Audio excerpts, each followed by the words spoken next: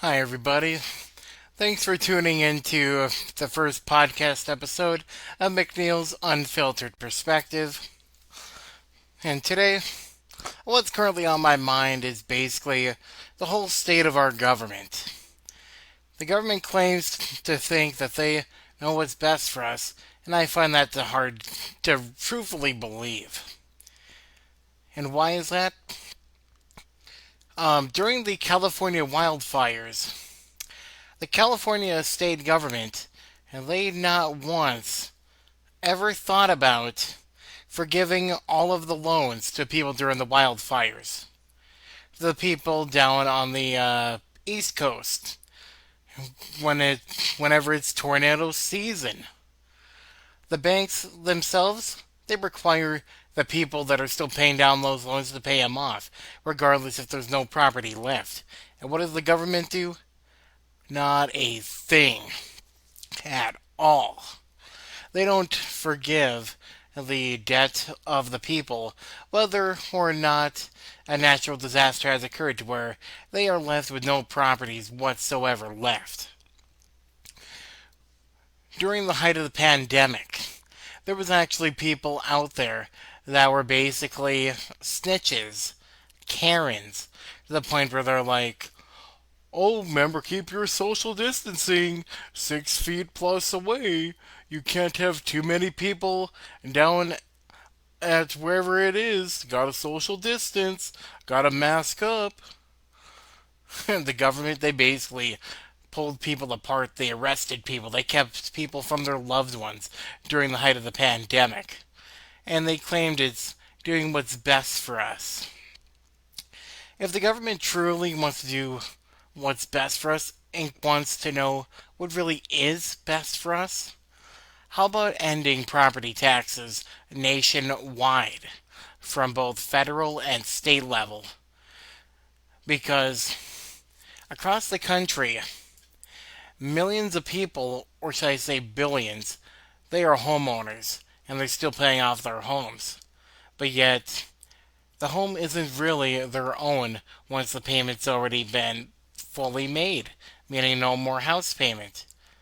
Because if you fail to pay taxes, especially property taxes, what will the government do?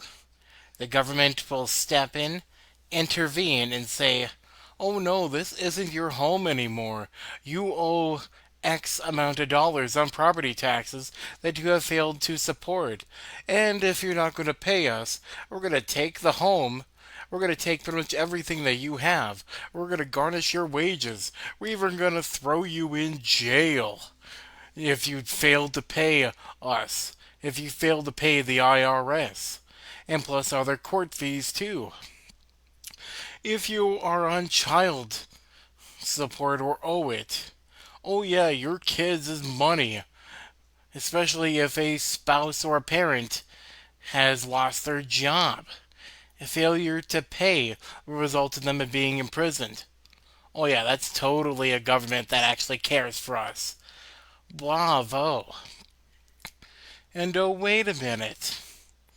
If a government truthfully does care for us, then they should basically do what's really best for us, and that is to ban cigarettes, to ban tobacco, ban alcohol, ban any type of addictive substance. But oh, wait, they already have. During the Prohibition era, they banned alcohol from ever being sold and consumed, and for even being used for non consume purposes. And basically, what I'm getting at is during the Prohibition era, alcohol was banned, but people are still finding ways to drink it. It was being smuggled. There's even people out there that made their own moonshine and alcohol. In today's times, they still make hooch. They still make the good stuff. Because in this country, there's at least a handful of states that I could think of. One of them being Tennessee. And we all know what alcohol made Tennessee famous, other than being the country music state. What I'm thinking of is whiskey, specifically Tennessee whiskey, the Jack Daniels.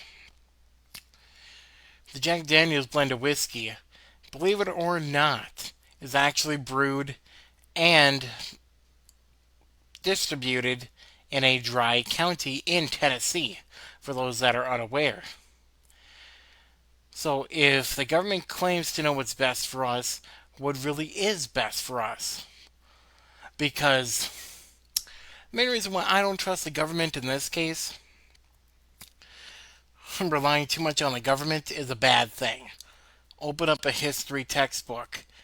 It's not left, it's not right, it's not red, it's not blue, it's black and white. Historically speaking, when people relied too heavily on the government, what happened? We ended up getting National Socialism in Germany during almost the mid 1950, almost the mid 1900s. But National Socialism in Germany from 1933 until the end of the World War II in 1945 with the fall of Adolf Hitler. At the same time, they thought they knew the government and what was best for them. The people were so proud. They wanted Germany to continue upholding what they thought was best. But surprise, surprise, that empire has fallen. And I'm not only saying that because I have German ancestry. Look at the Kingdom of Scotland. The people relied on the Kingdom of Scotland until it fell. And what currently is now of Scotland? It is a member of the United Kingdom under the crown of the king. And prior to the king, it was the queen. And even a part of Ireland is under the crown. When we look towards governmental overreach, and why I don't trust the government, in socialist countries, for example, like Venezuela, Communist China, Cuba, North Korea, Laos, Vietnam, many other countries that I'm thinking of, and a lot of them, they basically show the people that are suffering.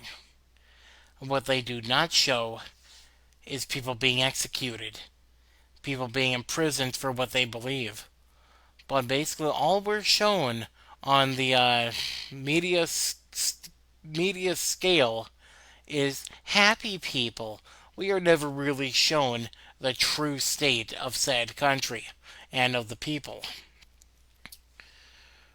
We can Google right now as we speak pictures of North Korea, and what are we going to be seeing?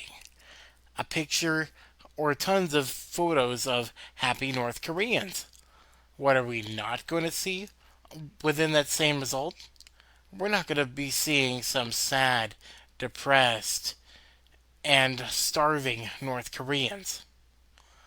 What are we going to look at when we view China?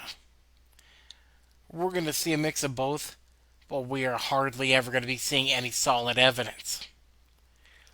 When we look towards, I don't know, let's say Cuba. The Cubans, their government is nothing but socialist. And the people there, they rely on the government for everything that they have. You can't even get new cars exported from the United States and other countries to Cuba. Cuba continues to rely on old automobiles. They even try to rely on automobiles from their own country. A socialist country. Eventually, the socialist country is going to run out of money. And what happens when the country runs out of money? Bad things start happening. Because if the people run out of money, and if the government runs out of money, then you're in a very bad situation.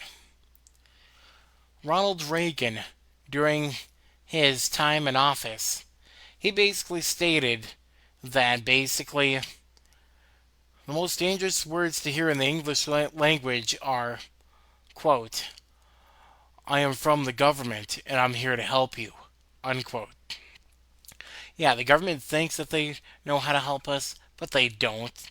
The government thinks they know what's best for us, but they don't.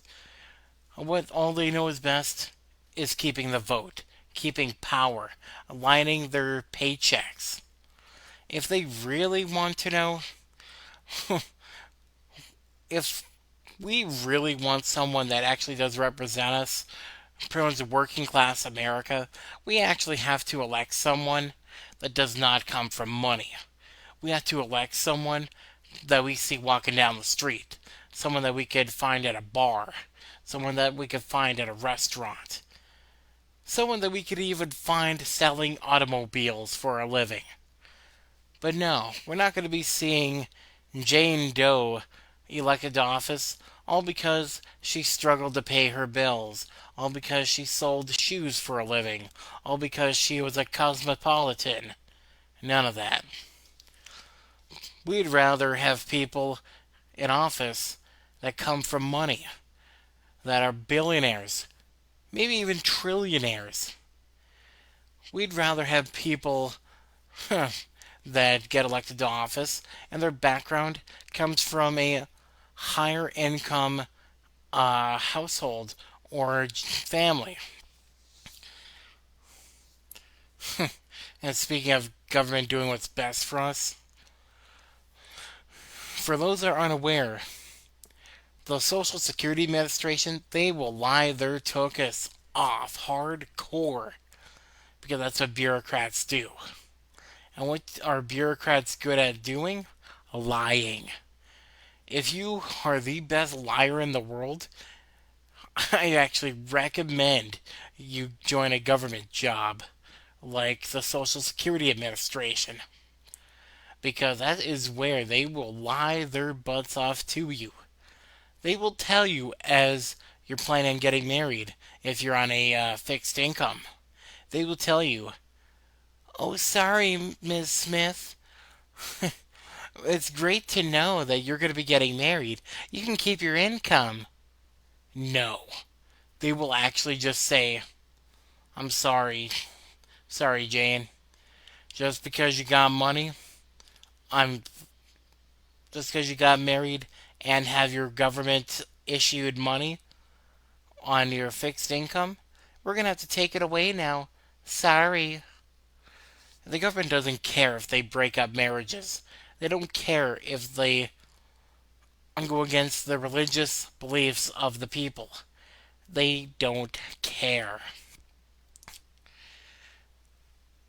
Do you know how hard it is for someone to get on such money, such assistance, whether it be RSDI, SSI, SSDI, or any other form of income, especially when you're disabled or want to retire? It is paperwork nightmare to the point where you yourself are like, why is there so much paperwork? Is to help prevent fraud and find those that are wanting to abuse the system. Is they're basically doing that just to find it. They're not really having those forms out for anyone just to fill out to get on it. They're wanting to see who they can vet through the ringer, who they can basically investigate more thoroughly than anything. In this case, though, I don't mind if people are to basically tell Uncle Sam, "Hey, screw you. I'm going to be start saving my money underneath the table," meaning putting it in lock boxes, putting it in jars, stuff like that, to the point where they keep it out of the bank. And would you like to know why? Because of what Uncle Sam won't know, it won't hurt the person. But as long as if a check is deposited into a bank, there's always a paper trail, especially with checks, money orders. There's always a paper trail being deposited and taken from accounts. So that way, Uncle Sam, he definitely knows what's going on out there. He expects his pay of the cut, which means that if you're disabled and you're marrying your potential spouse and your spouse has a job regardless of how much they make, the government, they're going to be as heartless as they can because they don't care. They don't care. All they see is what's best for the money. They don't care about you. They don't care about your daughter. They don't care about your son. They don't give a crap who you are. If you're not one of them, they really don't care. Which is why I don't trust the government. And why I don't trust the government? Too much over-regulation. Too much anything. Just like within the past few months, I actually discovered footage of former Minnesota governor and former WWE superstar Jesse Ventura. He actually made a solid point with the United States government has all this money.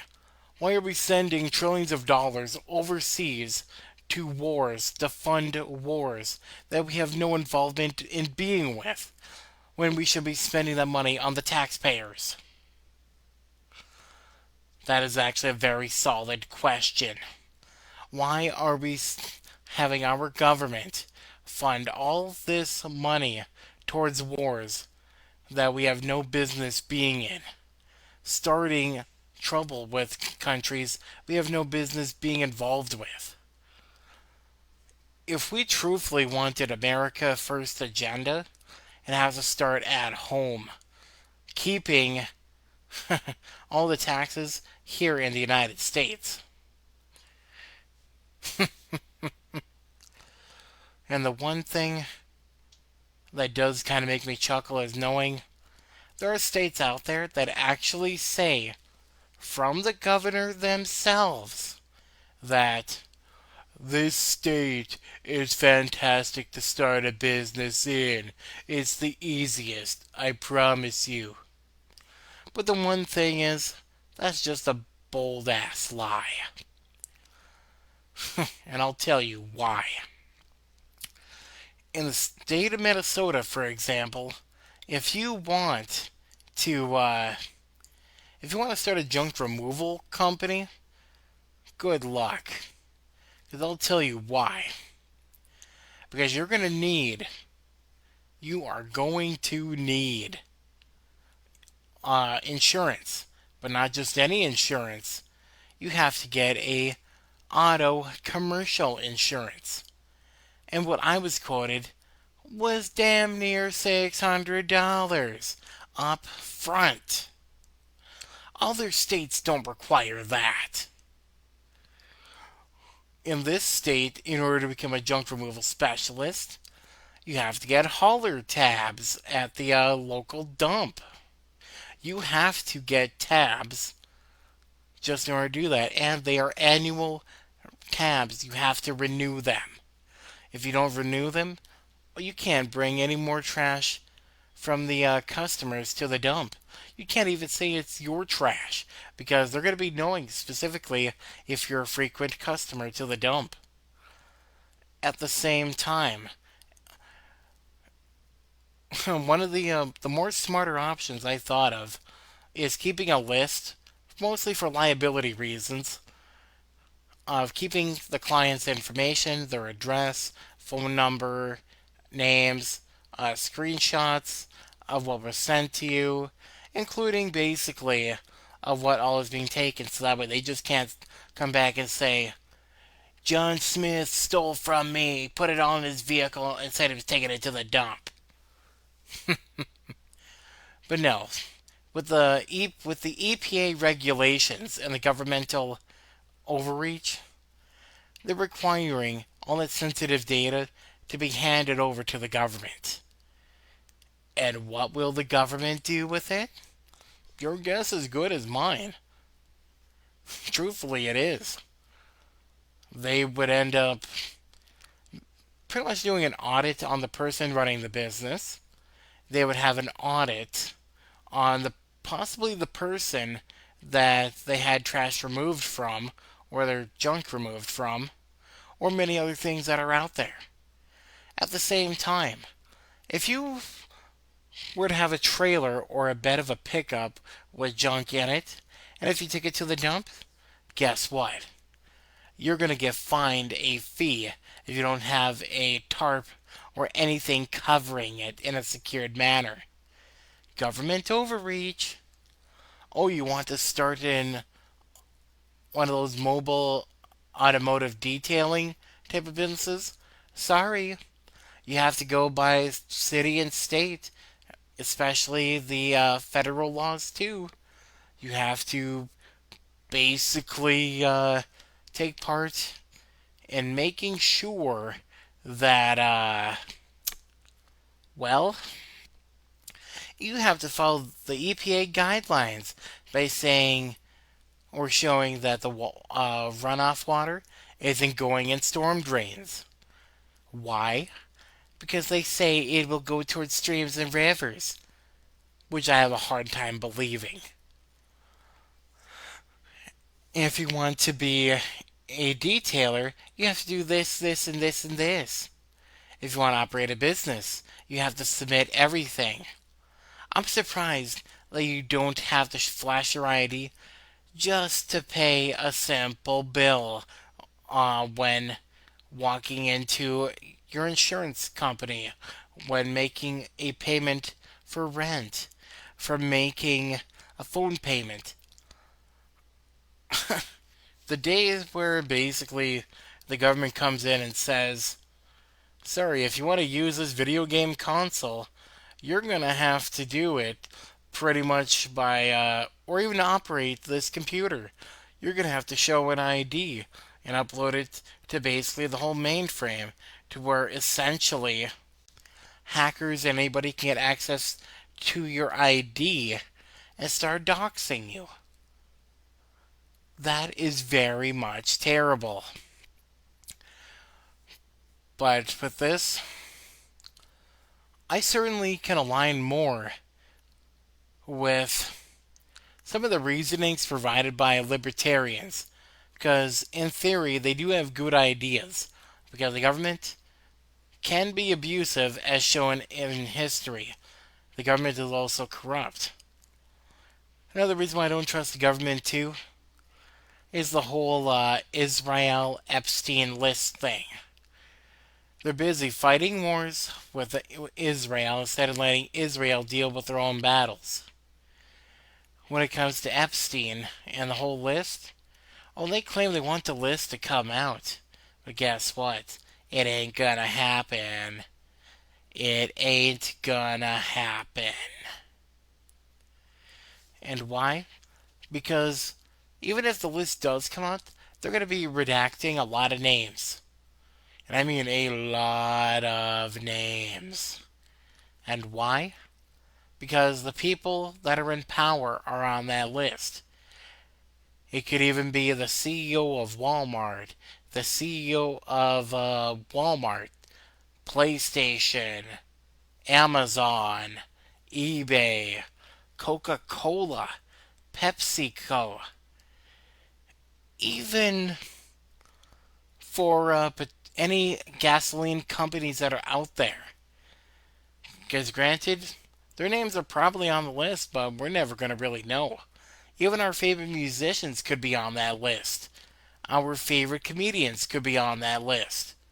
Because anybody that's on the Epstein list is essentially a predator, a pedophile that basically we do not want around children. I may not have kids, but I'll still protect children. Because children are the future of our country. Children, they still got lives to live. I like kids and all. But when they're quiet for too long, that's when you know that there's trouble. But yes, with this whole government overreach, it is too unbelievable at its source. In order just to get married in this country, you have to jump through a whole bunch of hoops just to get married. Oh, and if you want to get divorced, oh, that's where the real money's at when dealing with the government for a divorce. because you have all these court papers, court fees. The point it's it's just easier to go out and purchase an automobile than it is to get married and divorced. There's less paperwork involved with signing a lease to an apartment and then making rent than it is to get married and divorce. Because the government wants to be all up in your business. Currently, right now, in the United Kingdom and the European Union, UK, and the EU, did you know that for the past couple of months now, your their smartphones, computers, tablets, TVs, and video game systems require you to flash an ID by uploading it to their system, so that way it's all in the name of protecting children when it's not really protecting children. It's more or less of the government doxing you, the government choosing what to do with your information to determine what's right and wrong. And with the rise of AI, the only governmental overreach that some people would say that's overreach, but what the government actually has done is good. In the state of Minnesota, currently I believe it's being upheld in the courts by the AI companies. But in the state of Minnesota, effective August 1st this year, 2026, AI notification is against the law, and making any form of nude AI for anybody, especially without their consent, is instant jail time and faces charges. That I can actually understand and rock with. Because do you know how many deep fakes actually do exist out there of everybody? You may not have even taken a picture of yourself, and there's already a deep fake out there. The only deep fake of me I actually ever want shown is a picture of me skinny. Because I may be a big person and all, but I actually want to know what I genuinely look like if I was actually thin. But, yeah. With basically everything going on in this world, especially government wise, I have a hard time trusting government leaders. I really do. The only government leaders I actually do have more trust in and more faith in is on the local level. But I'm going to be more specific. Local as in city slash town, county. That's basically it. Meaning, for example, I'll trust the government of. I'd rather trust the Virginia, Minnesota government. I'd rather trust the St. Louis County, Minnesota government. I even trust city councilors more than I trust our own senators and congresspersons. I'd rather trust police officers than trust a governor. I'd rather trust postal workers than I would rather trust the president. There's many other things out there. And technically, the USPS is a federalized organization. However, it's more or less on the states, even though it is a national organization, so to speak. And that is why we need to be focusing our time and energy. I'm not stressing out exactly what we want our government leaders to be in charge of, but of what they want to do for us. Not against us, but for us.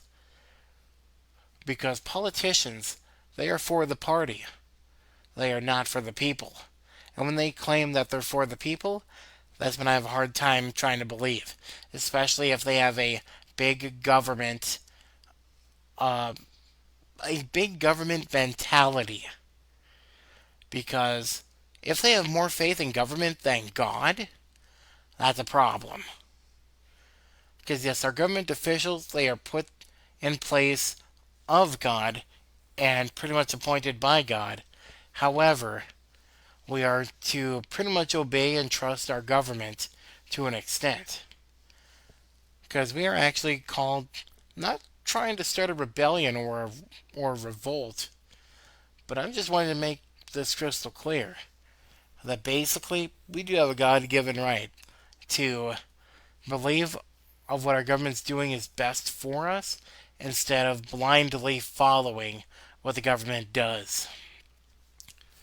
Just like you can be a Democrat and against the socialist agenda. You can be a Republican and against the extreme agenda behind it.